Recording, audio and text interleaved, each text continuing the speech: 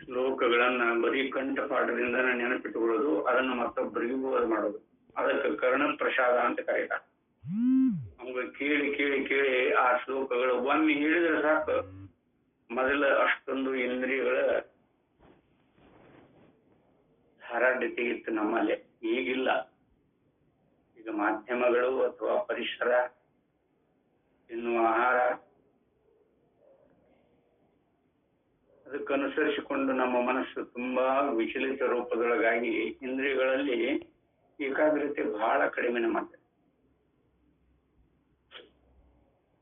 ಪರಿಸರನೂ ಕಾರಣ ಇರ್ಬೋದು, ಅಥವಾ ನಾವು ಸೇವಿಸುವ ಆಹಾರನೂ ಅದಕ್ಕೆ ಸಂಬಂಧಪಟ್ಟಿರಬಹುದು,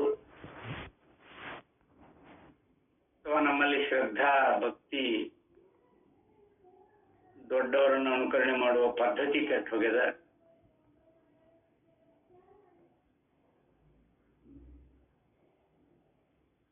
ಅದಕ್ಕೆ ಯಥಾರ್ಥವಾಗಿ ಭಾಷೆಗಳಿಗೆ ನೋಡಿ, ಭಾಷಾ ಜ್ಞಾನ ಯಾವ್ಯಾವ ರೂಪದೊಳಗಾಗತ್ತೆ ಅನ್ನುವಂಥದ್ದನ್ನ ನಿನ್ನೆ ನಿಮಿಷ ಅವಲೋಕನ ಮಾಡ್ಕೊಂಡು ಬಂದೇವಿ. ಪತ್ರವೇದ ಅವೇದ ಅಂತ ಸತ ಹೇಳ್ಕೊಂಬಂದ. ಆ ಭಾಷೆಯನ್ನ ಅನುಸರಿಸಿಕೊಂಡು ಬಂದ್ರೆ ಯಥಾರ್ಥವಾಗಿ ವೇದಗಳೂ ಅಲ್ಲ, ಬ್ರಹ್ಮವು ವೇದ್ಯವೂ ಅಲ್ಲ. ಭಾಷೆಯಿಂದ ಅಜ್ಞಾನ ಆಗ್ತೈತಿ ನಮಗ ಅಂತಂದ್ರೆ ಅದು ಅಲ್ಲ.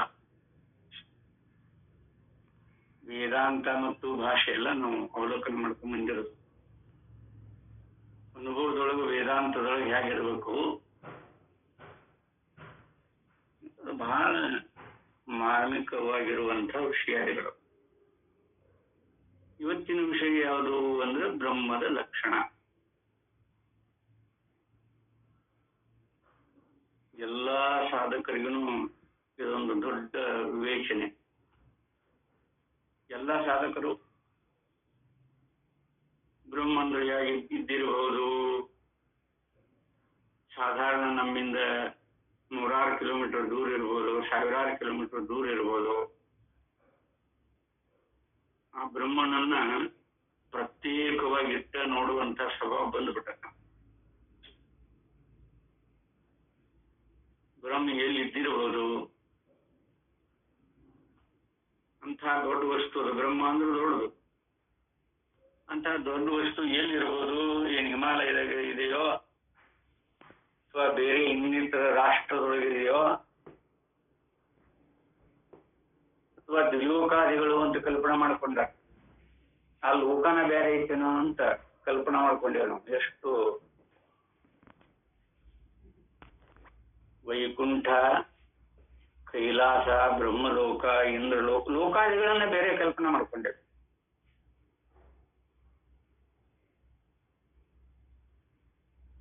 ಹೀಗೆ ಬ್ರಹ್ಮನನ್ನು ಹುಡುಕ್ಲಿಕ್ಕೆ ನಾವು.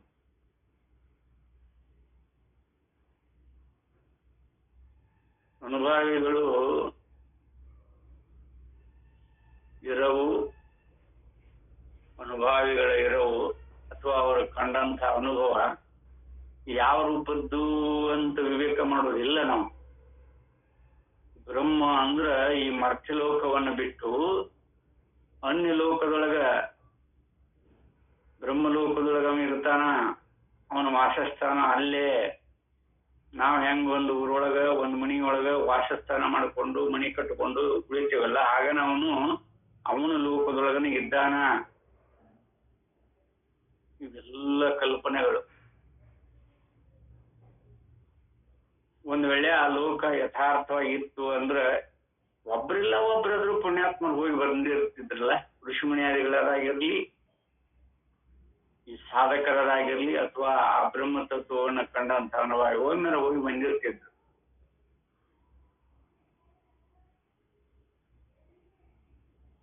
ಎಷ್ಟು ತಪ್ಪು ತಿಳುವಳಿಕೆ ಅದ ನಮ್ಮಲ್ಲಿ ಅಂದ್ರ,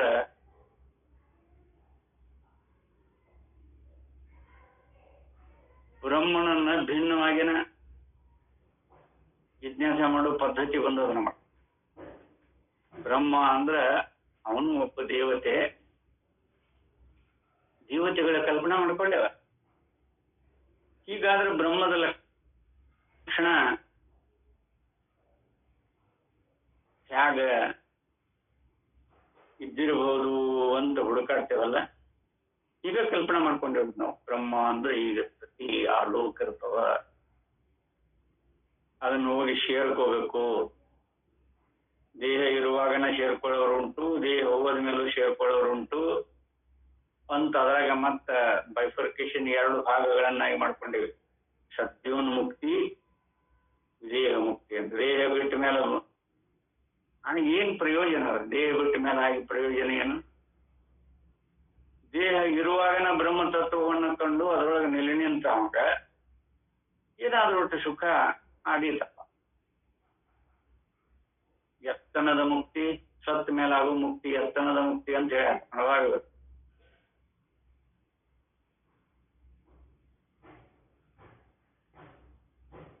ಇವನ್ನೆಲ್ಲ ಯಾವ ಕಾರಣಕ್ಕೆ ಹೇಳ್ತಾರ ಅನ್ನೋದನ್ನು ಕಲ್ಪನೆನೇ ಇಲ್ಲ ನಮ್ಮಲ್ಲಿ.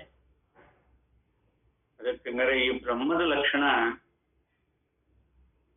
ಹಿಂದಿನ ಋಷಿ ಮುನಿಯಾದಿಗಳು ಯಾವ ರೀತಿ ಬೋಧ ಮಾಡ್ಯಾರ, ವಾದ ಸಂವಾದದಿಂದ ಕೂಡಿ ಇವತ್ತು ಬಹಳ ಮಹತ್ವಪೂರ್ಣವಾಗಿರುವಂತಹ ವಿಷಯ. ಉಪನಿಷತ್ತಿನಲ್ಲಿ ಬ್ರಹ್ಮವಿದ್ಯೆಯನ್ನು ಹೇಳಿದೆ ಎಂದು ಪ್ರಸಿದ್ಧಿ. ಬ್ರಹ್ಮವಿದ್ಯೆಯನ್ನ ಉಪನಿಷತ್ತಿನೊಳಗನ ಹೇಳ್ಯಾರ ಅಂತ ಪ್ರಸಿದ್ಧಿ. ಬ್ರಹ್ಮವನ್ನು ಹೇಗೆ ಗುರುತಿಸಬೇಕು, ಅದರ ವಿಶೇಷ ಸ್ವರೂಪವೇನು ಎಂದು ಜಿಜ್ಞಾಸೆಗಳ ಮನಸ್ಸಿನಲ್ಲಿ ಪ್ರಶ್ನೆ ಎದ್ದುಕೊಳ್ಳುವುದು ಸಹಜವಾಗಿರುತ್ತದೆ. ಅವನ ವಿಶೇಷ ರೂಪ ಎಂಥಾತು, ಅವನನ್ನು ಹೇಗೆ ಗುರುತಿಸಬೇಕು, ಆ ಬ್ರಹ್ಮ ತತ್ವವನ್ನ ಹೊಂದಿದ ನಮಗ ಆಗುವ ಆ ಪರಮಾನಂದ ಸ್ವರೂಪ ಎಂಥಾತು, ಇವೆಲ್ಲ ಅನೇಕ ರೂಪದೊಳಗೆ ನಾವು ವಿವೇಚನೆ ಮಾಡ್ತೇವಲ್ಲ. ಈ ಸಾಧಕರಿಗೆ, ಸಾಧಕರಲ್ಲವ್ರ ಪರಿಸ್ಥಿತಿ ಬಿಡ್ರಿ, ಅವರು ಯಥಾವತ್ ತಮ್ಮ ಗೃಹ ಕೃತ್ಯಗಳನ್ನು ಮಾಡಿಕೊಂಡು ತಮ್ಮ ಉಪಜೀವನಕ್ಕೆ ಏನೇನ್ ಬೇಕಾಗೈತಿ ಅದನ್ನ ಹಿಡ್ಕೊಂಡು ಅವರು ಜೀವನ ಸಾಗಿಸ್ಕೊಂಡು ಹೋಗ್ಬಿಡ್ತಾರೆ.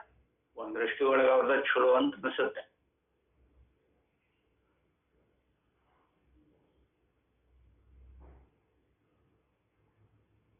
ಇವರು ವಿಚಾರವಾದಿಗಳಲ್ಲ, ಅವರಿಗಿಂತ ಉತ್ತಮ ಜೀವನ ಸಾಗಿಸಬೇಕು ಅಂತ ಸಂಕಲ್ಪ ಮಾಡಿಕೊಂಡು ಬ್ರಹ್ಮ ತತ್ವವನ್ನು ಕಂಡೇ ತೀರಬೇಕು, ಈ ಭವಕ್ಕೆ ಬರುವುದು ಬೇಡ ಅಂತ ನಿರ್ಧಾರ ಮಾಡಿಕೊಂಡು ಈ ಸಾಧನದೊಳಗೆ ತೊಡೆಯನಲ್ಲ ಪುಣ್ಯಾತ್ಮ.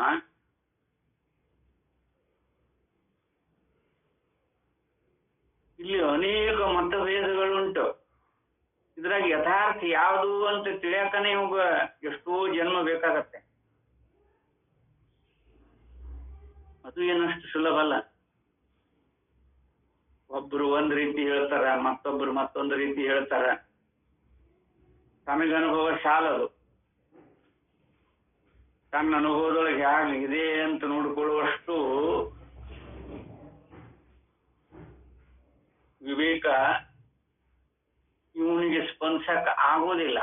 ಅವಾಗ ಅನ್ಯ ಮತಗಳನ್ನ ಆಧಾರವಾಗಿಟ್ಟುಕೊಂಡ ಪ್ರವೇಶ ಆಗ್ಬೇಕಲ್ಲ, ಪ್ರಯತ್ನ ಮಾಡ್ಬೇಕಲ್ಲ. ಅದರೊಳಗ ಒಂದೊಂದು ಮತದವರು ಒಂದೊಂದು ರೀತಿಯೊಳಗ ಪ್ರತಿಪಾದನೆ ಮಾಡಿದ್ರ ಏಕತ್ವಿಲ್ಲ. ಎಲ್ಲಾ ವೇದಾಂತಿಗಳಲ್ಲಿನೂ ಏಕತ್ವಿಲ್ಲ. ಒಬ್ರು ಒಂದ್ ರೀತಿ, ಮತ್ತೊಬ್ರು ಮತ್ತೊಂದು ರೀತಿ. ಇದ್ರಾಗ ಸಾಧಕನ ಕೆಲಸ ಏನು ಅಂತ ನಾವು ನೋಡ್ಕೊಳ್ಳಿಲ್ಲ ಅಂದ್ರ, ಅನೇಕ ಮತವಾದಿಗಳು ಅನೇಕ ರೂಪದೊಳಗ ಬೋಧ ಮಾಡಿದಾಗಿನೂ ಕೂಡ ಸಾಧಕನ ಕರ್ತವ್ಯ ಏನು ಅಂತ, ಸಾಧಕನ ಸಾಧನೆ ಏನು ಅಂತ ನೋಡಕ ಆಗದೆ ಇದ್ರ ಅವ್ನು ಎಂದೂ ಬ್ರಹ್ಮ ತತ್ವ ತಿಳಿಯುವುದಿಲ್ಲ.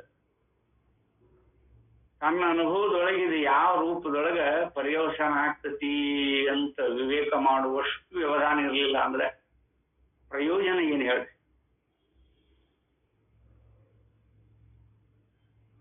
ಯಾರು ಬೇಕಾದ್ ಹೇಳಿ, ಸಾಧಕನಿಗೆ ಮೊದಲಿದು ನನ್ನ ಅನುಭವಕ್ಕೆ ಯಾವ ರೂಪದೊಳಗೆ ಇದ್ದುಕೊಂಡಿದೆ ಅಂತ ಗುರುತಿಸಿಕೊಳ್ಳುವ ಯೋಗ್ಯತೆ ಇರಲಿಲ್ಲ ಅಂದ್ರೆ ಅವನು ಸಾಧಕ ಆಗ. ಬಹಳ ಮಹತ್ವ ಇಲ್ಲಿ. ಯಾರು ಏನೇ ಹೇಳಲಿ ಅದನ್ನ ಅಲ್ಲಗಳಿದು ಬೇಡ, ಆದ್ರೆ ಅದನ್ನ ನಮ್ಮನ್ನ ಅನುಭವದೊಳಗೆ ಐತೋ ಇಲ್ಲೋ ಅಂತ ನೋಡಿಕೊಳ್ಳುವಷ್ಟರ ವ್ಯವಧಾನ ಬೇಡ. ಅವ್ರಿಗೆ ಸಾಧಕರು ಅಂತ ಸುಮ್ಮನೆ ಅನೇಕ ಮತಗಳನ್ನಿಟ್ಟುಕೊಂಡು ಅಲ್ಲಿ ಆಗ ಇಲ್ಲಿ ಈಗ ಅಂತ ಯಾವ ದಡನೂ ಮುಟ್ಟುವುದಿಲ್ಲ.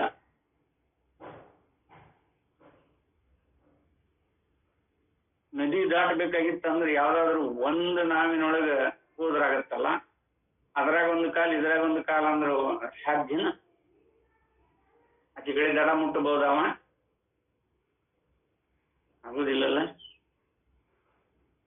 ಯಾರ ಹೇಳಿ ಯಾವುದು ಅನುಭವ ಯುಕ್ತವಾಗಿದ್ದುಕೊಂಡಿದೆಯೋ ಅದನ್ನು ಒಪ್ಪಿಕೊಂಡ್ಬಿಡ್ಬೇಕು. ಅದಕ್ಕೆ ಇಲ್ಲೇ ಬ್ರಹ್ಮದ ಲಕ್ಷಣ ಬಹುರೂಪದೊಳಗೆ ಬೇರೆ ಬೇರೆ ಮತಗಳಲ್ಲಿ ಬೇರೆ ಬೇರೆ ರೂಪದೊಳಗೆ ಹೇಳ್ಕೊಂಬಂದಾರ. ಅಲ್ಲಿ ಇಲ್ಲಿ ಋಷಿಮುನಿಯಾದಿಗಳು ಯಾವ ರೂಪದೊಳಗೆ ಹೇಳ್ಕೊಂಬಂದಾರ ಅನ್ನುವಂಥದ್ದನ್ನು ನೋಡೋಣ. ಜಿಜ್ಞಾಸುಗಳ ಮನಸ್ಸಿನಲ್ಲಿ ಪ್ರಶ್ನೆ ಎದ್ದುಕೊಳ್ಳುವುದು ಸಹಜವಾಗಿರುತ್ತದೆ. ಏಕೆಂದರೆ ಬ್ರಹ್ಮವೆಂದರೆ ದೊಡ್ಡದು ಎಂದು ಅರ್ಥ. ದೊಡ್ಡದು ಅಂದ್ರೆ ಎಲ್ಲಕ್ಕಿಂತಲೂ ದೊಡ್ಡದಾಗಿರುವ ಈ ತತ್ವವು ಯಾವುದು ಎಂದು ವಿಚಾರ ಮಾಡೋಣ.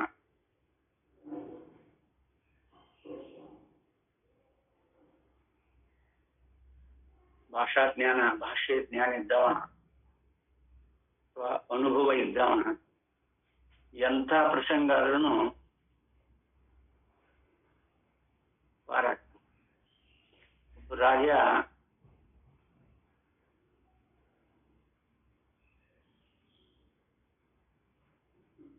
ಆಕಾಶಕ್ಕೆ ಏನಿ ಹಚ್ಚಬೇಕು, ಎಂಥದ್ದು ಹಚ್ಚಬೇಕು, ಆಕಾಶದ ಮೇಲೆ ಏನೈತಿ ಅಂತ ನೋಡ್ಬೇಕಂತ ಅವಾಗ ಆಸೆ. ಎಲ್ಲರೂ ಆಕಾಶಕ್ಕೆ ಏನೇ ಹಂಗ ಹಚ್ಚಿದ್ರಿ, ಎಲ್ಲ ವಿದ್ವಾನ್ರು ಸುಮ್ಮನ ಆಗತ್ತೆ.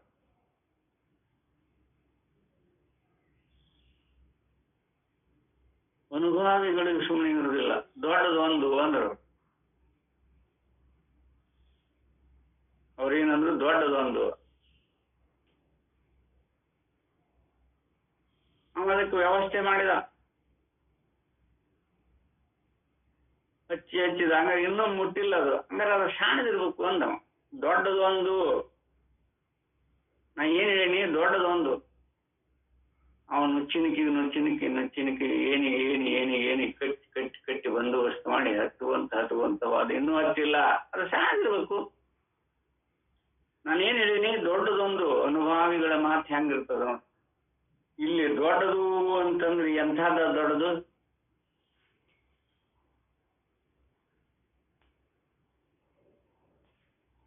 ಎಲ್ಲವೂ ಅದರ ಅಂತರ್ಗತನೇ ಇರಬೇಕು, ಅದು ದೊಡ್ಡದು. ಯಾವುದು ಮುಟ್ಟಿದ್ರು ಬ್ರಹ್ಮನನ್ನ ಮುಟ್ಟಬೇಕು, ಬೇರೆ ಯಾವುದೊಂದೂ ಇಲ್ಲ. ಅದಕ್ಕೆ ದೊಡ್ಡದು ಅಂತ ಕರೀತಾರೆ. ದೊಡ್ಡದು, ಎಲ್ಲಕ್ಕಿಂತಲೂ ದೊಡ್ಡದಾಗಿರುವ ಈ ತತ್ವವು ಯಾವುದು ಎಂದು ವಿಚಾರ ಮಾಡೋಣ. ಎಲ್ಲದಕ್ಕಿಂತಲೂ ದೊಡ್ಡದು ಯಾವ್ದು ಇರಬಹುದಪ್ಪ ಇದು ಅಂತ. ಅದಕ್ಕೆ ಇಲ್ಲೇ ತೈತರಿ ಎಂಬ ಉಪನಿಷತ್ತಿನಲ್ಲಿ ವರುಣನಿಗೂ ಅವನ ಮಗನಾದ ಭೃಗು ಮಹರ್ಷಿಗೂ ಎಂಬಾತನಿಗೂ ನಡೆದ ಒಂದು ಸಂವಾದವಿದೆ.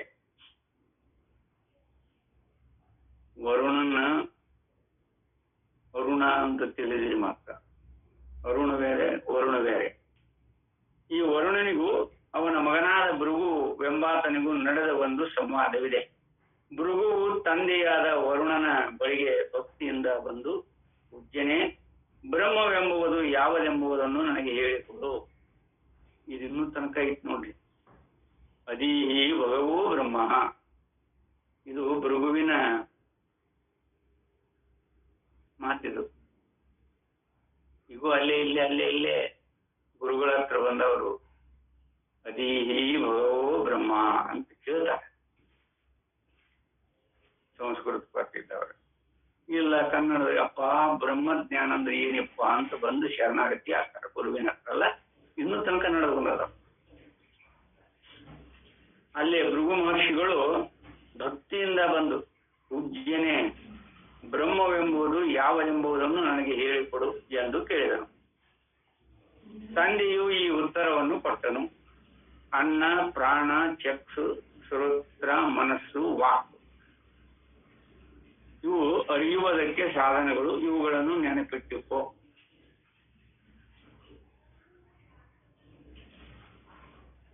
ಇವುಗಳನ್ನು ನೆನಪಿಟ್ಟುಕೋ ಅಂತ ಹೇಳಿದ.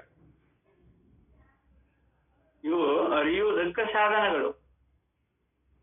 ಅನ್ನ, ಪ್ರಾಣ. ಅನ್ನ ಅಂದ್ರೆ ಶರೀರ, ಪ್ರಾಣ ಅಂದ್ರೆ ಭೋಕ್ತೃ, ಚಕ್ಷು, ಶ್ರೋತೃ, ಮನಸ್ಸು, ವಾಕು ಅರಿಯುವುದಕ್ಕೆ ಸಾಧನಗಳು. ಇವುಗಳನ್ನು ನೆನಪಿಟ್ಟುಕೋ ಅಂತ ಹೇಳಿದ ವರುಣ. ಆಮೇಲೆ ಏನ್ ಹೇಳ್ತಾನ, ಈ ಬ್ರಹ್ಮ ಮೊದಲು ಸ್ತಂಭದವರೆಗಿನ ಪ್ರಾಣಿಗಳು ಯಾವುದರಿಂದ ಹುಟ್ಟುವವೋ, ಹುಟ್ಟಿದ ಬಳಿಕ ಯಾವುದರಿಂದ ಜೀವಿಸಿರುವವೋ, ಕೊನೆಗೆ ಯಾವುದರ ಕಡೆಗೆ ಹೋಗಿ ಅದರಲ್ಲಿಯೇ ಸೇರಿ ಒಂದಾಗಿ ಬಿಡುವವೋ ಅದರ ವಿಜ್ಞಾನವನ್ನು ಮಾಡಿಕೊ, ಅದೇ ಬ್ರಹ್ಮವು ಅಂತೇಳಿ. ತೈತ್ತರೀಯ ಉಪನಿಷತ್ತಿನೊಳಗೆ ಯಥೋವಾ ಇಮಾನಿ ಭೂತಾನಿ ಜಾಯಂತೆ ಕರ್ಕೊಂಬಂದಾರ ನೋಡ್ರಿ. ಯಥೋವಾ ಇಮಾನಿ ಭೂತಾನಿ ಜಾಯಂತೆ ಏನ ಜಾತಾನಿ ಜೀವಂತಿ. ಏನನ್ನ ಆಶ್ರಯಿಕೊಂಡು ಅದನ್ನು ಹೇಳ್ತಾರೆ ಕನ್ನಡದ. ಈ ಬ್ರಹ್ಮ ಮೊದಲು ಸ್ತಂಭದವರೆಗಿನ ಪ್ರಾಣಿಗಳು ಅಂದ್ರೆ ಏನಿದು? ಸ್ತಂಭದವರೆಗಿನ ಈ ಸ್ತಂಭ ಯಾವ್ದಿದು? ಎಂಥದಿದು ಬ್ರಹ್ಮಸ್ತಂಭ?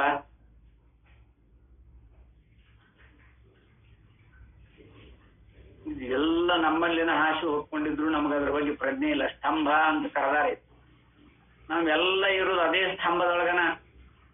ಎಲ್ಲರೂ ಬ್ರಹ್ಮಸ್ವರೂಪಗಳನ್ನ ನೋಡ್ಕೊಳಕ್ ಬಾರದೆ ಇರೋದಕ್ಕ ನಾವ್ ಅಂಥವ್ರ ಮಗ ಇಂಥವ್ರ ಮಗ, ನನಗೆ ಶರೀರ ಐತಿ, ಅದೈತಿ, ಇದೈತಿ ಅಂತ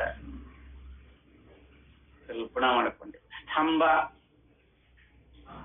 ಯಾವ್ದದು? ಬ್ರಹ್ಮಸ್ತಂಭ ಬಿಟ್ರೆ ಮತ್ತೊಂದು ಇಲ್ಲ ಇಲ್ಲ. ಪ್ರಾಣಿಗಳು ಯಾವುದರಿಂದ ಹುಟ್ಟುವವು, ಹುಟ್ಟಿದ ಬಳಿಕ ಯಾವುದರಿಂದ ಜೀವಿಸಿರುವವು. ಯಥೋವಾ ಇಮಾನಿ ಭೂತಾನಿ ಜಯಂತಿ, ಯಾವ ಭೂತಾದಿಗಳಿಂದ, ಅದು ಬ್ರಹ್ಮಸ್ತಂಭ ಅನ್ನೋ ಭೂತದಿಂದ ಹುಟ್ಟುಕೊಂಡವ. ಏನ ಜಾತಾನಿ ಜೀವಂತಿ, ಏನನ್ನ ಆಶ್ರಯಿಸಿಕೊಂಡು ಯಾವುದರಿಂದ ಇವು ಜೀವಿಸಿಕೊಂಡವ, ಕೊನೆಗೆ ಯಾವುದರ ಕಡೆಗೆ ಹೋಗಿ ಅದರಲ್ಲಿಯೇ ಸೇರಿ ಒಂದಾಗಿ ಬಿಡುವವು. ಯತ್ ಪ್ರಯಂತವೇ ಸಂವಿಶಂತಿ ತದ್ ವಿಜಿಜ್ಞಾಸ ಜ್ಞಾನಸ್ವ ತದ್ ಬ್ರಹ್ಮೇತಿ. ನೋಡವ್ರು ಅಷ್ಟ 3 ವಾಕ್ಯದೊಳಗೆ ಹೇಳ್ಕೊಂಡ. ಅದು ಕನ್ನಡದಾಗ ಅದು ಜಾಸ್ತಿ ಆಗ್ತದೆ ಅಷ್ಟ. ಅದು ಸೂತ್ರ. ಸಂಸ್ಕೃತ ಉಪನಿಷತ್ಕೆಲ್ಲ ಸೂತ್ರ. ತೈತ್ತರೀಯ ಉಪನಿಷತ್ತಿನೊಳಗೆ ಯಥೋವಾ ಇಮಾನಿ ಭೂತಾನಿ ಜಾಯಂತೆ ಬಹಳ ಸುಲಭ. ಏನ ಜಾತಾನಿ ಜೀವಂತಿ ಯತ್ ಪ್ರಯಂತವಿ ಸಂವಿಶಂತಿ ತತ್ ವಿಜಿಜ್ಞಾನಸ್ವ ತದ್ ಬ್ರಹ್ಮೇತಿ.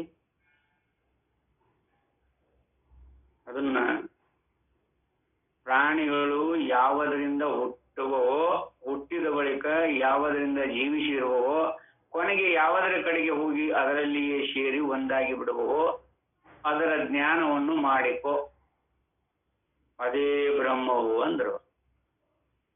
ಸಾಧನಗಳನ್ನೇನು ಹೇಳ್ಯಾರಿಲ್ಲೇ?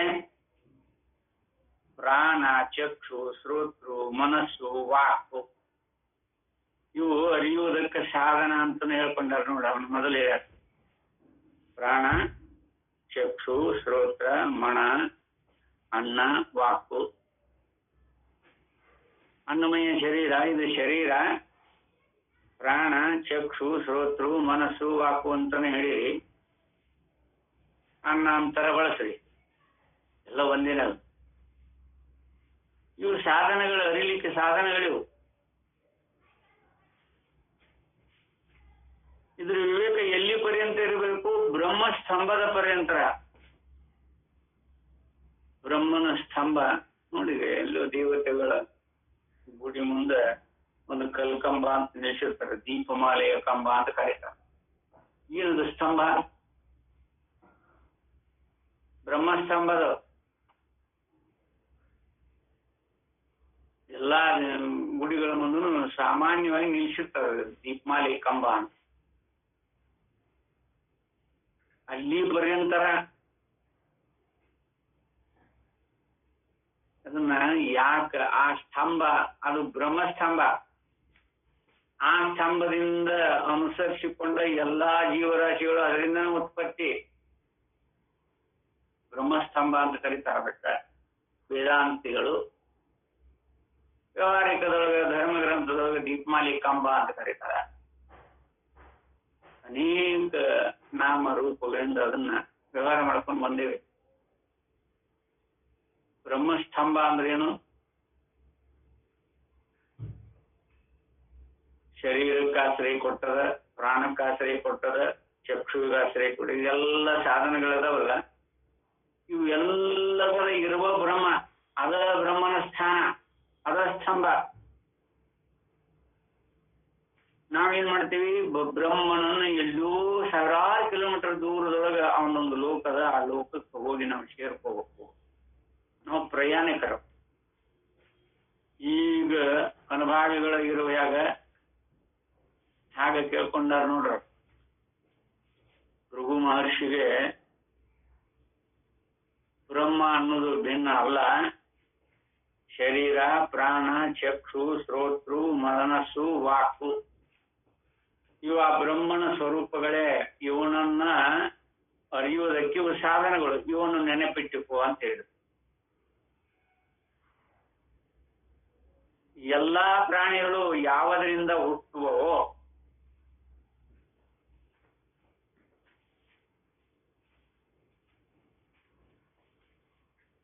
ಪ್ರಾಣಿ ಇರ್ಲಿ, ಪಕ್ಷಿ ಇರ್ಲಿ, ಶ್ವೇದಜ, ಅಂಡಜ, ನೋಡಲ್ಲಿ ಜರಾಯುಜ, ಇದನ್ನೆಲ್ಲ ಹೇಳ್ಕೊಂಬಂದ್ರೆ ಉದ್ವಿಜ, ಈ 4 ಪ್ರಕಾರವಾಗಿ ಹೇಳ್ಕೊಂಬಂದ್ರಲ್ಲ,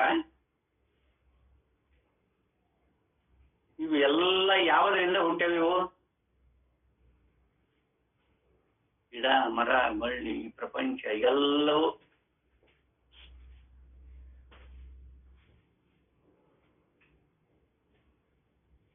ಯಾವುದರಿಂದ ಉತ್ಪತ್ತಿ ಆಗ್ಯಾವ?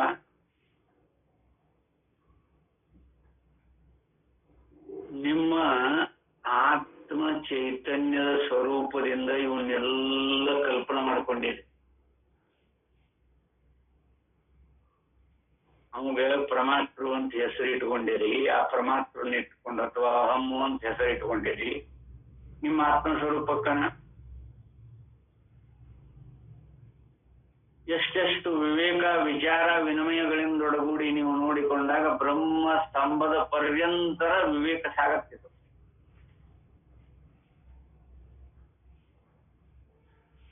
ಬ್ರಹ್ಮಲೋಕ ಒಂದು ಬೇರೆ ಇರ್ಬೋದೇನು, ಕೈಲಾಸ ಒಂದು ಬೇರೆ ಇರ್ಬೋದೇನು, ವೈಕುಂಠ ಒಂದು ಬೇರೆ ಇರ್ಬೋದೇನು ಅಂತ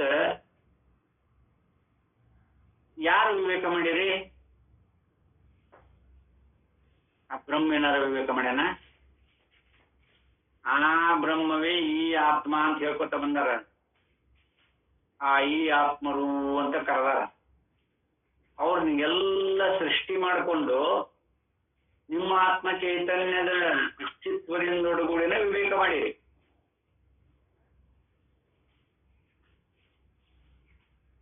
ಆ ಬ್ರಹ್ಮ, ವೈಕುಂಠದೊಳಗಿರುವ ವಿಷ್ಣು, ಕೈಲಾಸದೊಳಗಿರುವ ಶಿವ,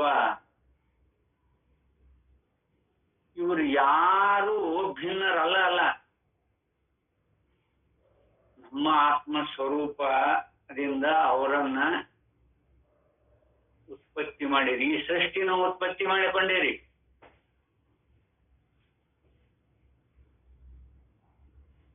ಅವಾಗ ಪ್ರಮಾತೃ ಅಂತ, ವೈಶ್ವಾನರ ಅಂತ, ವಿಶ್ವಜೀವ ಅಂತ. ನೋಡು, ವಿಶ್ವಜೀವ ಒಬ್ಬ ಬೇರೆ, ನಮ್ಮ ಶರೀರದೊಳಗಿರೋ ಜೀವ ಒಬ್ಬ ಬೇರೆ. ಏನೇನು ಬುದ್ಧಿ ಏನೇನ್ ಮಾಡ್ಕೊಳತ್ ನೋಡಿ.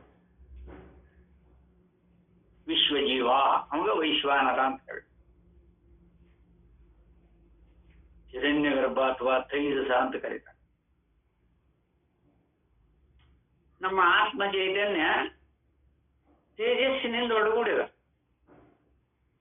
ಆ ತೇಜಸ್ಸು ಅದೇ ಪ್ರಕಾಶದೊಳಗನೆ ಇದೆಲ್ಲವೂ ವಿಶಾಲವಾಗಿ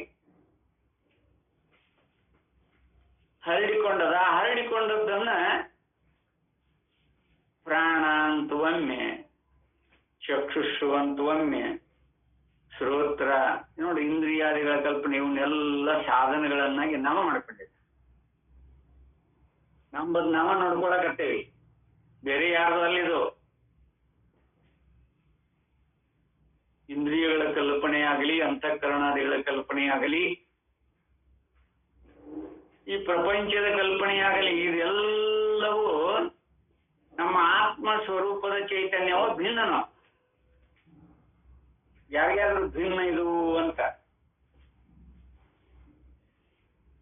ಕೈಲಾಸದೊಳಗೆ ಶಿವ ಇರ್ತಾನ ಅಂತ ಯಾರು ಕಲ್ಪನೆ ಮಾಡ್ಕೊಂಡಾರು? ವಾಮದೇವ ಕಲ್ಪನಾ ಮಾಡ್ಕೊಂಡನ ಅಂತ ಇಟ್ಕೊಳ್ರಿ. ವಾಮದೇವನು ಮನುಷ್ಯನಲ್ಲ, ಋಷಿಮುನಿಯಾದಿಗಳು ಮನುಷ್ಯರ ತಾನೆ, ಅವ್ರಿಗೆ ಶರೀರತ್ತು. ನಾವು ಶರೀರ ಸತ್ಯತ್ವವಾದಿಗಳು, ಅವರು ಅದರೊಳಗಿರುವ ಆತ್ಮ ಚೈತನ್ಯ ಸತ್ಯತ್ವವಾದಿಗಳು. ಎಲ್ಲರೂ ಒಂದೇನೆ. ಯಾರಿಗೆ ಆ ತೇಜಸ್ಸಿನ ಅಥವಾ ಆತ್ಮ ಚೈತನ್ಯದ ಇರುವಿಕೆ ಅನುಭವ ರೂಪದೊಳಗೆ ಕಂಡುಕೋತಾರ, ಅವರಲ್ಲಿ ಭೇದ ಇರುವುದಿಲ್ಲ. ಋಷಿ ಮುನಿಯಾದಿಗಳನ್ನ ಮತ ಮಾಡಿಕೊಂಡು ಬ್ರಹ್ಮದ ಸ್ತಂಭದ ಪರ್ಯಂತರ ಸಣ್ಣ ಸ್ವರೂಪನ ಅಲ್ಲಿ ಪರ್ಯಂತರ ಇರುವುದು ಅಂತ ನಿಶ್ಚಿತ ಆಗ್ತಕ್ಕ. ಅವ ಧೀರ. ಅಪ್ಪ ಬ್ರಹ್ಮ ದೊಡ್ಡವ, ನಾವು ಎಲ್ಲ ಜೀವರಾಶಿಗಳೆಲ್ಲವೂ ಅವನ ಅಧೀನದೊಳಗನೆ ಇರುತ್ತೇವೆ. ನಮ್ಮ ಪಾತ್ರ ಮುಗೀತಂದ್ರ ಶಿವ ಅಥವಾ ಯಮ ಕರ್ಕೊಂಡು ಹೋಗಿಬಿಡ್ತಾನ. ಈಗೆಲ್ಲ ಕಲ್ಪನೆ ಮಾಡ್ಕೊಂಡೇವಲ್ಲ, ಯಾರನ್ನ ನಾವು ಕರ್ಕೊಂಡು ಹೋಗುದು? ನಶ್ವರವಾಗಿರುವಂತ ನೋಡ, ಅದ್ರಾಗ ಮತ್ತೆ ಭೇದ ಮಾಡ್ಕೊಂಡೇವಿ. ನಶ್ವರವಾಗಿರುವಂತ ಈ ಶರೀರ ಹೋಗುತ್ತೆ,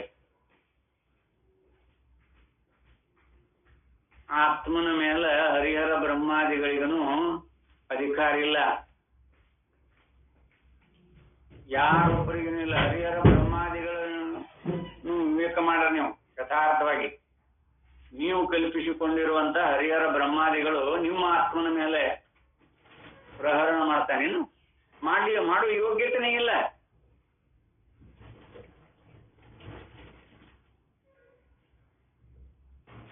ಹಬ್ಬ ವಿರಾಗಿ ಅವನು ಸಂಚಾರ ಮಾಡ್ತಾ ಮಾಡ್ತಾ ಬಂದ. ಶಿವನಿಷ್ಠ ಅವನಿಗೆ ಭಿಕ್ಷಾಂದೇಹಿ ಅಂದ. ಒಬ್ಬ ಗೃಹಿಣಿ ಬಂದು, ಅತ್ಯಂತ ಶಿವಭಕ್ತರವರು ಸತಿಪತಿಗಳು, ಶಿವನನ್ನ ಸಾಕ್ಷಾತ್ಕಾರ ಮಾಡಿಕೊಂಡಂಥ ಸತಿಪತಿಗಳವರಿಬ್ರು. ಅವಾಗ ಅಮ್ಮ ಬಂದು ಇವ್ರ ಜೋಡಿಗೆ ಧಾನ್ಯ ತಂದು ನೀಡ್ಲಿಕ್ಕೆ ಬಂದು, ನಾ ಏನ್ ಮಾಡಿದ ನಂದು, ನನಗಾಗಿರೋದು ಶಿವಿಗೆ ತೃಪ್ತಿಯನ್ನ ಪಡಿಸ್ಕೋಬೇಕಾಗ್ಯದ, ಅನ್ನ ತಗೊಂಡ್ ಬಾ ಅಂತ ಹೇಳಿ ಆಯ್ತು ಹೋಗಿ ಅದನ್ನಿಟ್ಟು ಅನ್ನ ತಗೊಂಡು ಬಂದು ಅನ್ನ ನೀಡಿದ್ಲು. ಅವಾಗ ಅವ ಪುತ್ರವತಿ ಭವ ಅಂದ.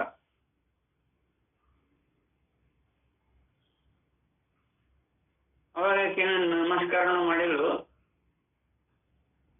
ನಿಮ್ಮ ಆಶೀರ್ವಾದ ಹಿಂದಕ್ಕೆ ತಕ್ಕೊಳ್ರಿ ಅನ್ಲ. ಯಾಕ ಅಂದ. ಯಾಕ ಅಂದ ತಕ್ಷಣ ಅವಾಗ ಇಲ್ಲ, ಸಾಕ್ಷಾತ್ ಶಿವನ ಒಂದು ನಿಮ್ಗೆ ಜನ್ಮದೊಳಗ ಪುತ್ರ ಸಂತಾನ ಫಲಪ್ರಾಪ್ತಿ ಇಲ್ಲ, ಅದಕ್ಕೆ ನೀವು ನನ್ನ ಆರಾಧನೆ ಮಾಡ್ಕೊತ ಹೋಗಿ ಮುಂದಿನ ಜನ್ಮಕ್ಕ ಆಗಬಹುದು ಅಂದ. ಯಾಕಂದ್ರೆ ಅವ್ರಿಗೆ 7 ಜನ್ಮದೊಳಗನು ಸಂತಾನ ಫಲ ಇರಲಿಲ್ಲ. ಆಗಬಹುದು ಅಂತ ಹೇಳಿದ. ಸಮಾಧಾನ ಹೇಳಿ ಹೊರಟು ಹೋಗ್ಯಾನ. ನೀನು ಶಿವನಿಕ್ಕಿಂತ ದೊಡ್ಡವೇನು ನೋಡ. ಯಮ್ಮನಲ್ಲಿ ಎಂಥ ನಿಶ್ಚಲ ಭಾವ ಇತ್ತು ಶಿವನ ಬಗ್ಗೆ. ಇವ ಅಂದ, ಶಿವ ಏನ್ ಮಾಡ್ತಾನ ಅಂದಿವ. ಎಷ್ಟು ಧೀರ್ ಇರ್ತಾರ ನೋಡ್ರಿ. ಶಿವ ನನ್ನ ಆತ್ಮನ ಮೇಲೆ ಅಧಿಕಾರ ಮಾಡಕ್ ಅವನಿಗೇನ್ ಸಂಬಂಧ ಅದ, ನಿನಗ ಮಗ ಹುಡ್ತಾನ ಅಂತ ಹೇಳಿ. ಇವ್ರಿಬ್ಬರು ಸಂವಾದ ಕೇಳಿ ಅವ ಬಂದ ಗಂಡ, ಅಲ್ಲ ಸಾಕ್ಷಾತ್ ಶಿವನ ಬಂದ್ ಹೇಳ್ಯಾನ, ಈಗ ಮತ್ ಸಾಕ್ಷಾತ್ ಶಿವನ ನುಡಿಸ್ಯಾನಲ್ಲ, ನಾನೇನ್ ಮಾಡ್ಲಿ ಅಂದೆ. ಇದು ಶಿವನ ವಾಣಿ. ಆದ್ರೆ ಹರ ಮಹಾದೇವ್ ಅನ್ಕೊಂತ ಹೊರಟು ಹೋಗ್ಬಿಟ್ಟ. ಅದು ಅವನ ನುಡಿಸ್ಯಾನ, ನಾವು ಕೊಡ್ಲಿಲ್ಲ ಅಂದ್ರೆ ನೋಡ್ತೇನೆ ನಾನು ಅಂದ. ಅವಾಗ ಒಂದು ವೃಕ್ಷದ ಕೆಳಗೆ ಹೋಗಿ ಕೂತ್ಕೊಂಡು ಅದನ್ನು ಭೋಜನ ಮಾಡಿ ಕೊಟ್ಟಂತ ಪ್ರಸಾದ ಸ್ವೀಕಾರ ಮಾಡಿ ಅಲ್ಲಿ ಕೂತು ಧ್ಯಾನಾಸಕ್ತನಾಗಿ ಕೇಳಿದ. ಅವ್ರಿಗೆ 7 ಜನ್ಮದ ಪರ್ಯಂತರ ಮಕ್ಕಳಾಗುವುದಿಲ್ಲ ಅಂತ ಶುದ್ಧ. ಅವಾಗಿನ ಒಂದ ನನ್ನ ಆತ್ಮನ ಮೇಲೆ ಹರಿಹರ ಬ್ರಹ್ಮಾದಿಗಳಿಗೂ ಅಧಿಕಾರ ಇಲ್ಲ ಅಂತ ದೇಹ ತ್ಯಾಗ ಮಾಡಿದ. ಹೋಗಿ ಆ ತಾಯಿ ಗರ್ಭವನ್ನು ಸೇರ್ಕೊಂಡ್ಬಿಟ್ಟ. ಅಂಥ ದೇವರು ಇವ್ರು ಯಾರನ್ನು ಕೇಳುವುದಿಲ್ಲ. ಇದ್ರ ತಾತ್ಪರ್ಯ ಏನು ಗೊತ್ತಾಯ್ತಾ? ಇದೊಂದು ದೃಷ್ಟಾಂತ. ಶಿವಭಕ್ತರಾಗಿರುವಂತಹ ಸತಿಪತಿಗಳ ದೃಷ್ಟಾಂತ. ಇದ್ರ ತಾತ್ಪರ್ಯ ಏನು? ಅಪ್ಪ ನೀನ್ ಹೇಳಿಯಲ್ಲೋ ಮೃಗ, ನೀನು ಹೇಳಿಯಲ್ಲ ಭೃಗು ಮಹರ್ಷಿ, ನೀ ಹೇಳಿಯಲ್ಲ ಪರಬ್ರಹ್ಮನ ಸ್ವರೂಪ ನಿನ್ನಲ್ಲೇನ ಅಡಕಾಗ್ಯದ.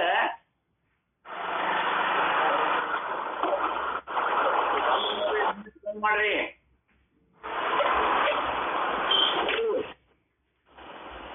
ಹಿರಿಮಠವ್ರೆ. ತಾತ್ಪರ್ಯ ಏನಿದು? ಇದೇನಾದ್ರೂ ಗೊತ್ತುಂಟ? ನಿನ್ನನ್ನು ಬಿಟ್ಟು ಆ ಬ್ರಹ್ಮಗನು ಅಸ್ತಿತ್ವಿಲ್ಲ, ಶಿವ ವಿಷ್ಣುವಿಗೂ ಅಸ್ತಿತ್ವಿಲ್ಲ. ನೀನ ಸರ್ವಶ್ರೇಷ್ಠ. ನಿನ್ನ ಆತ್ಮ ಚೈತನ್ಯನ ಬ್ರಹ್ಮ ಸ್ತಂಭದ ಪರ್ಯಂತ ಇರುವುದೆಲ್ಲ ನಿನ್ನ ಆತ್ಮ ಚೈತನ್ಯನ ಅಂತ ಹೇಳಿದ್ರು ಅವರು. ವರುಣರು ತನ್ನ ಮಗನಾಗಿರುವಂತಹ ಭೃಗು ಮಹರ್ಷಿಗೆ ಹೇಳಿದ್ರು. ಅದ ಇಲ್ಲೇ ಆ ಸನ್ಯಾಸಿ ನನ್ನ ಆತ್ಮದ ಬಗ್ಗೆ ಯಾರಿಗೆ ಅಧಿಕಾರ ಉಂಟು? ಆಗುವುದಿಲ್ಲ ಅಂತ ಹೇಳಿಕೆ. ಅದಕ್ಕೆ ಹರ ಮುನಿದ್ರು ಗುರು ಕಾಯ್ತಾನ ಹೋಗಪ್ಪ ಅಂತ ಒಂದ್ ಮಾತು ಇಟ್ಬಿಟ್ರು. ಅದ್ರ ಅರ್ಥನ ಗೊತ್ತಿಲ್ಲ ನಮಗೆ. ನಾವು ಮತ್ತು ಈ ಪ್ರಾಪಂಚಿಕ ವಿಷಯದೊಳಗೆ ಏನೋ ತೊಡರ್ ಬಂದ್ರು ನಮ್ಮನ್ನ ಶಿವ ಕೈ ಬಿಟ್ರು, ಗುರುಗಳು ಕಾದ್ರಪ್ಪ ಅಂತ ಮತ್ತೆ ಇದ್ರ ಕಡೆ ನಾವು ಒಲಗಿರ್ತದ. ನಮ್ಗೆ ಏನೋ ಒಂದು ಪ್ರಾಬ್ಲಮ್ ಬಂದಿರ್ತದ ಪ್ರಪಂಚದೊಳಗೆ, ಅದನ್ನ ಪರಿಹಾರ ಗುರುಗಳು ಮಾಡಿದ್ರು ಅಂದ್ರೆ ನೋಡಲ್ಲಿ ಗುರು ಕಾದ್ನಪ್ಪ. ಎಷ್ಟು ಅರಿಕೆ ಪೂಜೆ ಪುನಸ್ಕಾರ ಎಲ್ಲ ಮಾಡಿದೀವಿ, ಯಾವ ದೇವತೆಗಳು ನಮ್ಮನ್ನ ಕೈ ಬಿಟ್ಟಿದ್ರು? ಎಲ್ಲಾ ದೇವತೆಗಳು ಕೈ ಬಿಟ್ಟರು, ಗುರುಗಳು ಕಾದರು. ಅದರ ಅರ್ಥನ ಗೊತ್ತಿಲ್ಲ. ಇಂಥ ಅನೇಕ ರೂಪದಿಂದ ಒಡಗೂಡಿ ಅಲ್ಲೇ ಭೃಗು ಮಹರ್ಷಿಗೆ ಏನ್ ಬೋಧ ಮಾಡಿದ್ರು ಅವರು? ಅನ್ನ, ಪ್ರಾಣ, ಚಕ್ಷುಷು, ಶ್ರೋತೃ, ಮನಸ್ಸು, ವಾಕ್, ಇವುಗಳ ವಿಜ್ಞಾನ ಐತಲ್ಲ, ಇವುಗಳ ವಿಜ್ಞಾನದಿಂದೊಡಗೂಡಿ ನಿನ್ನ ಆತ್ಮ ಸ್ವರೂಪವನ್ನು ನೀ ಕಂಡುಕೋ. ಇವೇನು ಇಂದ್ರಿಯಗಳಿಂದೊಡಗೂಡಿ ಆಗುವ ಈ ವಿಜ್ಞಾನ ಅಂತ ಇದೆ. ಈ ವಿಜ್ಞಾನದಿಂದೊಡಗೂಡಿ ಯಾವುದು ನಿರ್ಣಯ ಬರ್ತದೋ ಅದೇ ಬ್ರಹ್ಮ ಅಂತ ಹೇಳಿದೆ. ಬೇರೆ ಎಲ್ಲಾದ್ರೂ ಯಾವುದೋ ಒಂದು ಗಿರಿ, ನಗರ, ಲೋಕ, ಎಲ್ಲೋ ದ್ವಿಲೋಕದೊಳಗ ಇದ್ಕೊಂಡಾರ ಅವರು ಅಂತ ಹೇಳ್ಯಾರನಿ ಅವರು. ಹಂಗೆ ಹೇಳ್ಯಾರನಿ ಅವ್ರು. ಎಲ್ಲ ನಿನ್ನಲ್ಲಿ ಏನಾಗಿತ್ತು, ನಾವು ಅದನ್ನ ಬಿಟ್ಟೇವಿ. ಬ್ರಹ್ಮಲೋಕಂದು ಬೇರೆ ಐತಿ. ಅದಕ್ಕೆಲ್ಲ ಒಂದೊಂದು ಪುರಾಣದೊಳಗ ಬಹಳ ಮಾರ್ಮಿಕವಾಗಿ ಅದ್ರ ವರ್ಣನ ಬಂದ್ಬಿಟ್ಟ. ಕೈಲಾಸದ ವರ್ಣನೆ ಇರ್ಲಿ, ವೈಕುಂಠದ ವರ್ಣನೆ ಇರ್ಲಿ, ಬ್ರಹ್ಮಲೋಕದ ವರ್ಣನೆ ಇರ್ಲಿ, ಅದೆಲ್ಲ ತನ್ನ ತೇಜಸ್ಸಿನಿಂದೊಡಗೂಡಿರುವ ಆತ್ಮ ಜಯಂತಿ ತೇಜಸ್ಸಿನಲ್ಲಿನ ಅಡಕಾಗಿತಿ ಅಂತ ನಮಗ ಎಲ್ಲಿ ಪರ್ಯಂತರ ಜ್ಞಾನ ಆಗೋದಿಲ್ಲ, ಅಲ್ಲಿ ತನಕ ಅವರು ಮುಕ್ತರಾಗೋದೇ ಇಲ್ಲ. ಬರೀ ಹೊರಗೆ ಹುಡುಕಾಡೋದು, ಏನ್ ಹುಡುಕಾಡಿದ್ರು ಹೊರಗೆ ಹುಡುಕಾಡೋದು, ಸ್ವಭಾವನ ಅಂಥದ್ದು ನಮ್ದು.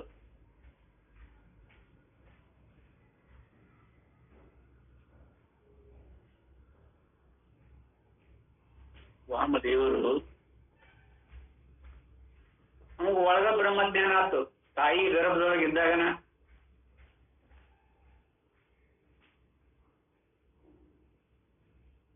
ಅವ ಎದರಿದ ಈ ಹೊರಗೆ ಬಂದ್ರ ಇದೆಲ್ಲ ನನಗೆ ಮರ್ತು ಹೋಗ್ತದೆ, ಬೇಡ ಅಂತ ಅಲ್ಲೇ ಕೂತ್ಬಿಟ್ಟವ. ಅದು ತಾಯಿ ಹತ್ಯೆ ಮಾಡಿದಂಗಕ್ಕತಿ ಅಂತ ಅನೇಕ ಋಷಿಗಳು ಬಂದು ಅವ ಒಳಗನ ಬೋಧ ಮಾಡಿದಾಗ ಆ ನಂತರ ಬಂದ ಹೊರಗ ಪ್ರಸೂತಿ ವೇದನೆಗಳನ್ನ ವಿರೋಧ ಮಾಡಿ ನಿಲ್ಲುವಂತ ಚೈತನ್ಯ ಅವಾಗ ನೋಡ. ನಿಸರ್ಗವನ್ನ, ನೈಸರ್ಗಿಕವಾಗಿರುವ ಕ್ರಿಯಾ ಕರ್ಮಾದಿಗಳನ್ನ ಅಲ್ಲಿ ವಿರೋಧ ಮಾಡಿ ನಿಲ್ಲುವಂತ ಶಕ್ತಿ ಸಾಧನೆ ಮಾಡಿಕೊಂಡಿದ್ದ ವಾಮದೇವ. ಸಾಧ್ಯ ಆಗುತ್ತೆ. ಇಡೀ ಪ್ರಪಂಚದ ಆಗು ಹೋಗುಗಳೆಲ್ಲವೂ ತನ್ನಲ್ಲೇ ಇಟ್ಕೊಂಡೈತಿ ಅಂತ ಗೊತ್ತಿರ್ತದೆ ಅಂತ ಅನುಭವಿಗಳಿಗೆ. ಆದ್ದರಿಂದ ಇಲ್ಲೇ ನೋಡಲಿ, ಕೊನೆಗೆ ಯಾವುದರ ಕಡೆಗೆ ಹೋಗಿ ಅದರಲ್ಲಿಯೇ ಸೇರಿ ಒಂದಾಗಿ ಬಿಡುವವು ಅದರ ವಿಜ್ಞಾನವನ್ನು ಮಾಡಿಕೋ ಅಂತ ಹೇಳಿದ್ರು. ಭೃಗು ಮಹರ್ಷಿಗಳಿಗೆ ಏನ್ ಹೇಳಿದ್ರು? ಅದರ ವಿಜ್ಞಾನವನ್ನು ಮಾಡಿಕೋ, ನಿನ್ನನ್ನು ನೀ ತಿಳ್ಕೊಳ್ಳಿ ಅಂದಂಗ ಅದರ ಅರ್ಥ.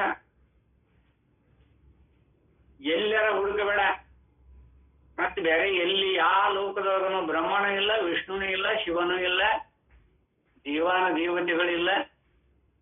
ಎಲ್ಲ ದೇವಾನ ದೇವತೆಗಳೆಲ್ಲರೂ ನಿನ್ನ ಆತ್ಮ ಚೈತನ್ಯದ ಪ್ರಕಾಶದಲ್ಲಿ ಅಡಕಾಗ್ಯಾರ.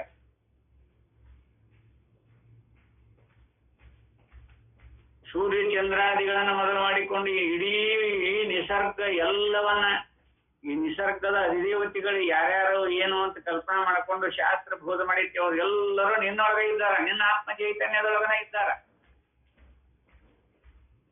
ಇದು ಅದ್ವೈತ ಸಿದ್ಧಾಂತ. ಸುಮ್ಮನೆ ಅವ್ರನ್ನ ಹೊರಗೆ ಕಲ್ಪನಾ ಮಾಡಿಕೊಂಡು ಆ ಧರ್ಮ ಗ್ರಂಥ ಪುರಾಣದೊಳಗೆ ಹೇಳಿದಂಗ ಅವ್ರನ್ನ ಹೊರಗೆ ಹುಡುಕಾಡಿದ್ರೆ ಯಾವಾಗ ಅನುಭವ ಆಗ್ಬಿಟ್ರಿ ನಮಗ? ಮತ್ತೊಬ್ಬರನ್ನ ಹೇಳಿರೋದನ್ನ ಅನುಕರಣೆ ಮಾಡ್ಕೊಂತ ಹೋಗೋದು. ಮತ್ತು ದಾಸತ್ವಕ್ಕನ ಧೀರನಾಗಿ ನಿಲ್ಲುವಂಗಿಲ್ಲ, ದಾಸತ್ವಕ್ಕನ ಮೊರೆ ಹೋಗೋದು. ಅಪ್ಪ ನಮ್ಮ ಕೈಯಾಗಿ ಏನೈತಿ? ಎಲ್ಲ ಪರಬ್ರಹ್ಮನ ಕೈಯಾಗೈತಿ, ಪರಮಾತ್ಮನ ಕೈಯಾಗೈತಿ, ಅವನ ನಡೆಸಿದಂಗ ನಾ ನಡೆಯವ. ಅದು ದಾಸ್ಯದಿಂದ ಭಕ್ತಿ ಪಂಥದ ಬರುವಂತಹ ಮಾರ್ಗ ಅದು. ಅದನ್ನು ವೇದಾಂತಿಗಳ ಅಲ್ಲಗಳದಿಲ್ಲ, ಇರು ನೀ ಹಾಗೆ ಇರು. ಆದ್ರೆ ಇರುದು ವೇದಾಂತದೊಳಗೆ ಇದು ಧೀರದ ಕೆಲಸ ಅಂತ ಹೇಳ್ತಾರೆ ಅವರು. ಭೃಗು ಮಹರ್ಷಿಗಳು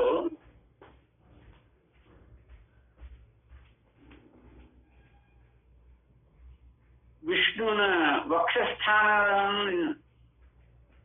ಒದ್ರು ಅಂತ ಪುರಾಣದ ಕತೆ ಗೊತ್ತಲ್ಲ.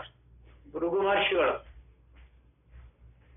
ಅಪ್ಪ ಒದ್ದು ನೋಡ, ಅವಾಗ ವಿಷ್ಣು ಅಂದ, ಏನು ಕಾಲಿಗೆ ಬಹಳ ಪೆಟ್ಟಾತೇನ್ರಿಪ್ಪ ಅಂತ ಅವ್ರು ಪಾದ ಸೇವೆ ಮಾಡಿದ. ಅವಾಗನ ಅವನ ಲಕ್ಷ್ಮಿ ತ್ಯಾಗ ಮಾಡಿ ಹೊರಗೆ ಬಂದ್ಬಿಟ್ಲು, ಮತ್ಸ್ಯಲೋಕಕ್ಕೆ ಬಂದ್ಬಿಟ್ಲು, ಕೊಲ್ಲಾಪುರಕ್ಕೆ ಬಂದು ಉಳ್ಕೊಂಡ್ಲು.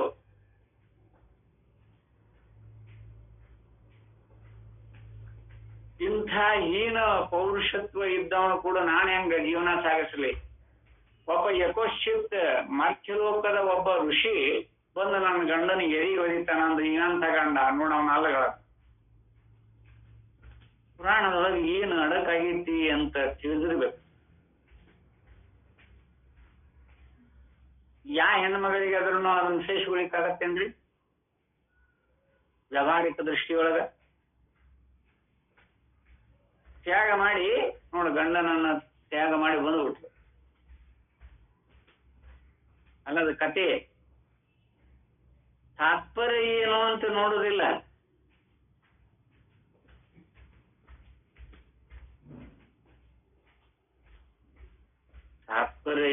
ಮತ್ತು ನೋಡೋದಿಲ್ಲ ನಾವು.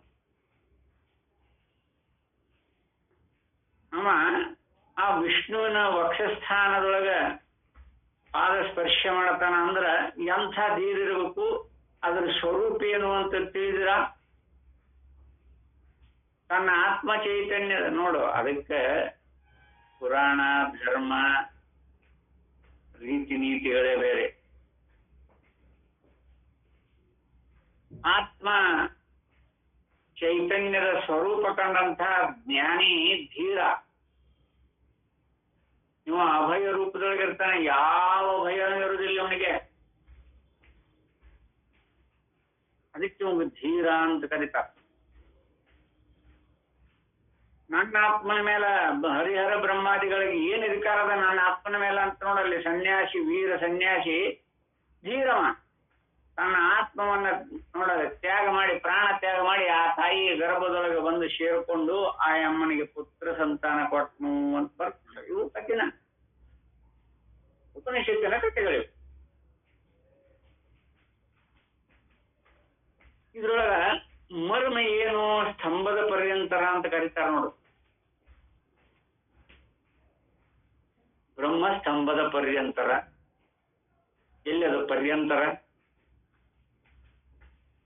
ಅಳತಿ ಮಾಡಕ್ಕೆ ಇಲ್ಲಿಂದ ಅಲ್ಲಿವರೆಗೆ, ಬ್ರಹ್ಮಲೋಕದವರೆಗೆ ಅಲ್ಲಿ ಅವನು ಬ್ರಹ್ಮಸ್ತಂಭ ಐತಿ ಅಂತ ತಿಳ್ಕೊಳ್ಳೋದಲ್ಲ. ಶರೀರ ಇರಲಿ, ಇಂದ್ರಿಯಗಳಿರಲಿ, ಅಂತಃಕರಣಾದಿಗಳಿರಲಿ, ಪ್ರಮಾತೃ ಇರಲಿ, ಕರ್ತೃತ್ವ ಇರಲಿ, ಇವುಗಳ ಎಲ್ಲದರ ವಿಜ್ಞಾನ ರೂಪದಿಂದ ಒಡಗೂಡಿ ಕೊನೆ ನಿರ್ಣಯ ಆತ್ಮ ಚೈತನ್ಯ ಅಂತ ಗೊತ್ತಾಗತ್ತಲ್ಲ, ಅದ ಬ್ರಹ್ಮದ ಸ್ತಂಭ.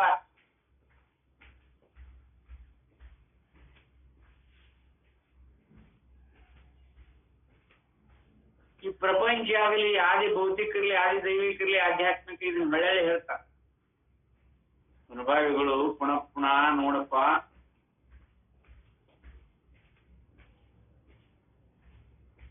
ನೋಡ ಅವರು ವೀರಶೈವರು ತ್ರಿಕುಂಡ ಧಾರಣ ಮಾಡ್ತಾರೆ.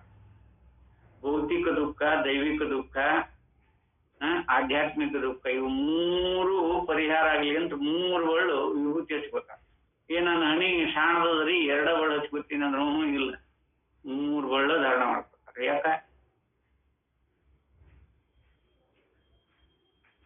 ಭೌತಿಕ, ದೈವಿಕ, ಆಧ್ಯಾತ್ಮಿಕ ಈ 3 ತಾಪತ್ರಯಗಳನ್ನ ಕಳೆದು ನಿಲ್ಲುವಂತ ಧೀರ ಸ್ವಭಾವದ ಸಂಕೇತ. ನಾವು ಸಂಕೇತಗಳಿಗೆ ಮೊರೆ ಹೋಗಿ ಸಂಕೇತಗಳನ್ನ ಸತ್ಯ ಅಂತ ತಿಳಿಯುವಂತ ಈ ಬುದ್ಧಿ ಕೆಲಸ ನಾವು ಅದಕ್ಕೆ ಬೆನ್ನತ್ತೀವಿ. ಇನ್ನು ಆತ್ಮನಿಗೆ ಯಾವ ಸಂಕೇತಗಳು ಇಲ್ಲ. ಬ್ರಹ್ಮನು ನಿನ್ನ ಅಧೀನನ, ವಿಷ್ಣು ನಿನ್ನ ಅಧೀನನ, ಶಿವನು ನಿನ್ನ ಅಧೀನನ. ಇನ್ನೊಂದು ಹೇಳ್ತಾರಲ್ಲ ಶಕ್ತಿ ವಿಶೇಷ, ಅದು ನಿನ್ನ ಅಧೀನನ.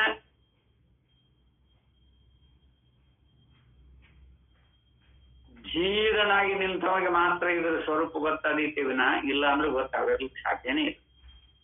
ವೇದಾಂತವನ್ನು ಕಲಿಯುವುದಕ್ಕೆಂದು ಗುರುಗಳ ಶುಶ್ರೂಷೆಗೆ ಬರುವ ಶಿಷ್ಯರು ಇಂದಿಗೂ ಅರಿಹಿ ಭಗವೋ ಬ್ರಹ್ಮ, ಪೂಜ್ಯನೇ ಬ್ರಹ್ಮವನ್ನು ಹೇಳಿಕೊಡುವಂಬ ಭೃಗುವಿನ ಪ್ರಶ್ನೆಯ ವಾಕ್ಯದ ಮಂತ್ರವನ್ನೇ ಉಪಯೋಗಿಸುತ್ತಾರೆ. ಇವನು ಹೇಳೋರ ಹಂಗ ಬಂದು ಅದಿಹಿ ಅದಿಹಿ ಭಗವೋ ಬ್ರಹ್ಮ. ಈಗಲೂ ಗುರುಗಳು ಬ್ರಹ್ಮತತ್ವವನ್ನು ಉಪದೇಶಿಸುವುದಕ್ಕೆ ಈ ಲಕ್ಷಣ ವಾಕ್ಯವನ್ನೇ ಹೇಳಿಕೊಡುತ್ತಾರೆ. ಯಾವುದು ಸಕಲ ಭೂತಗಳ ಜನ್ಮ ಸ್ಥಿತಿ ಲಯಗಳಿಗೆ ಕಾರಣವಾಗಿರುವುದೋ ಅದೇ ಬ್ರಹ್ಮವು. ಯಾವುದು ಕಾರಣ ಆಗೈತಿಲ್ಲೇ? ಸಕಲ ಭೂತಗಳು ಅಂತ ಯಾವ್ದಕ್ಕೆ ನಿರ್ಣಯ ಮಾಡಿದ್ರಿ? ಜನ್ಮ ಸ್ಥಿತಿ ಲಯಗಳಿಗೆ ಕಾರಣವಾಗಿರುವುದು ಯಾವ್ದಿದು? ಅದೇ ಬ್ರಹ್ಮವು ಎಂಬ ಲಕ್ಷಣವನ್ನು ನೆನಪಿಟ್ಟು ನಮ್ಮ ಶರೀರ ಪ್ರಾಣ ಕರಣಗಳ ಸಂಘಾತದಲ್ಲಿಯೇ ಬ್ರಹ್ಮವನ್ನು ಅನುಭವಕ್ಕೆ ತಂದುಕೊಳ್ಳಬೇಕೆಂಬುದು ವರುಣನ ಉಪದೇಶ ಸಾರವು. ಎಲ್ಲರ ಹುಡುಕ್ಯಾಡಿದ್ರೆ ಸಿಗುತ್ತಾನ್ರಿ ಬ್ರಹ್ಮ? ನೀವು ಹುಡುಕ್ಯಾಡಕತ್ರ ಅವಾಗೇನ್ ಜಗ ಕಡಿಮೆ ಐತೆ? ಎಲ್ಲರ ಹೋಗಿ ನಿಮ್ಮ ಕಾಣದಂಗೆ ಹೋಗಿ ಕೂಡ್ತಾನವ, ಬೆನ್ನ ಹತ್ತಾರೆ ನೀವು ಹುಡುಕ್ತಾರೆ. ಯಾವಾಗ ಅಂತ ನಿರ್ಣಯ ಆಗತ್ತೇನ?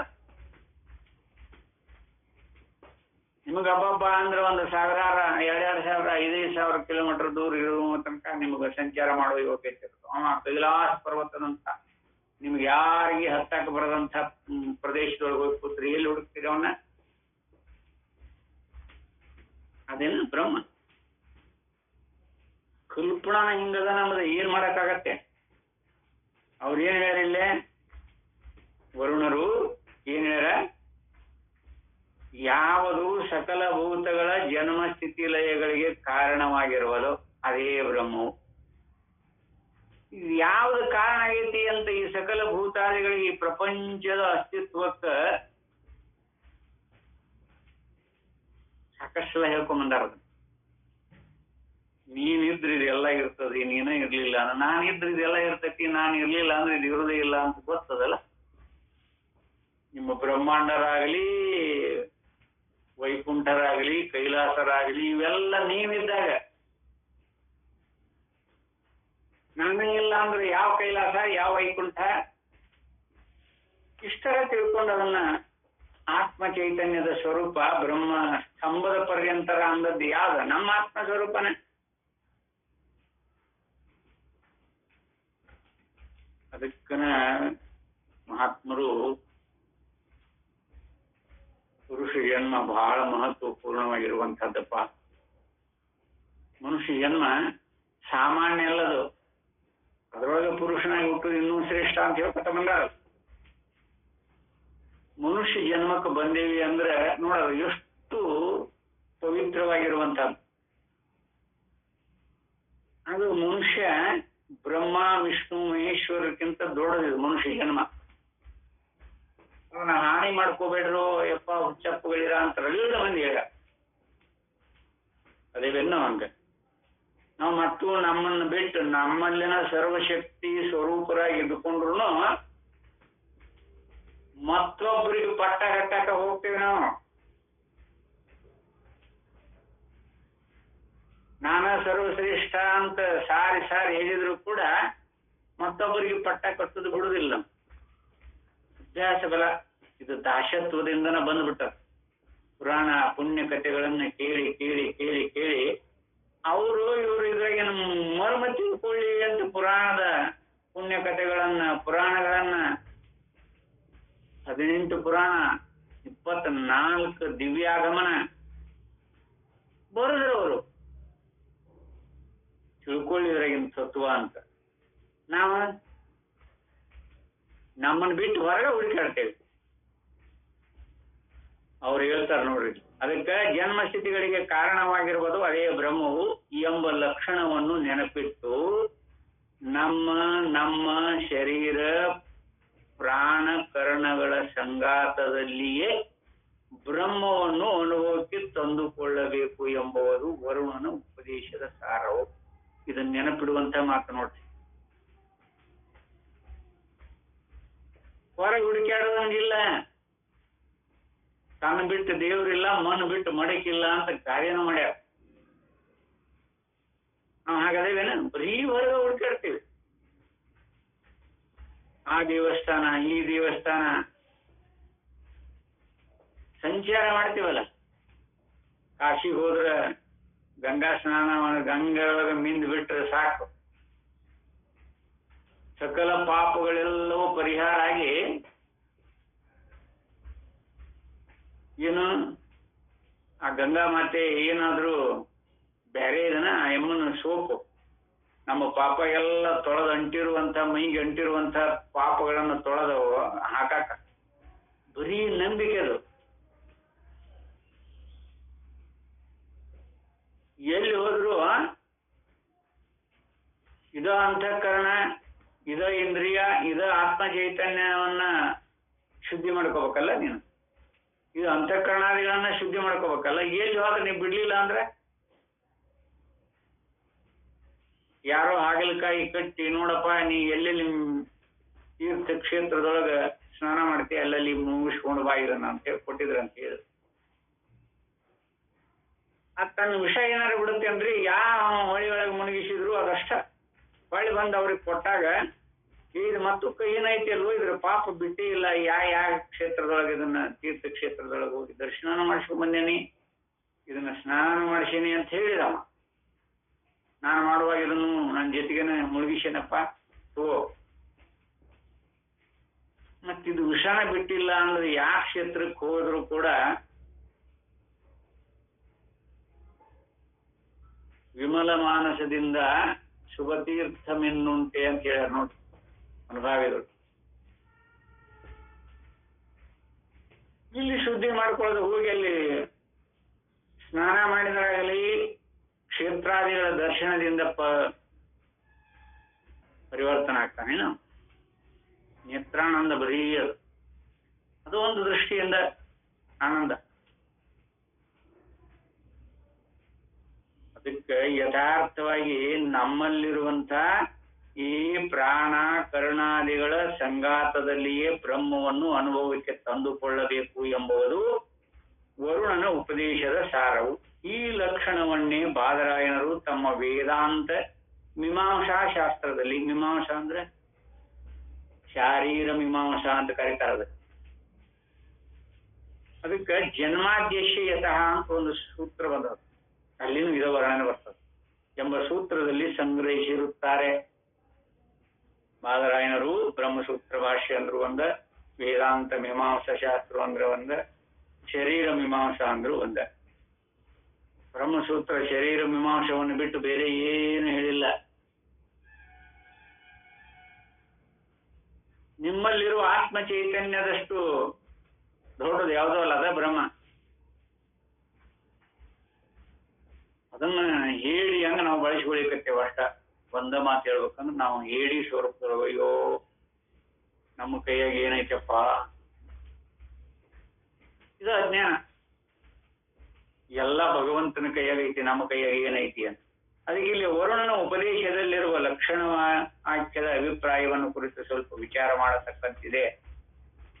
ಈ ವಿಚಾರವನ್ನ ಮತ್ತೆ ನಾಳೆ ದಿವಸ ಮುಂದುವರಿಸಿಕೊಂಡು ಬರೋಣ ಅಂತೇಳಿ ಈ 4 ವಾಕ್ಪುಷ್ಪಾದಿಗಳನ್ನ ಸದ್ಗುರು ಚರಣಕ್ಕೆ ಅರ್ಪಿಸಿ ಇವತ್ತಿನ ಈ ಉಪನ್ಯಾಸಕ್ಕೆ ವಿದಾಯ ಹೇಳುತ್ತೇನೆ. ಹರಿ ಓಂ ತತ್ಸತ್.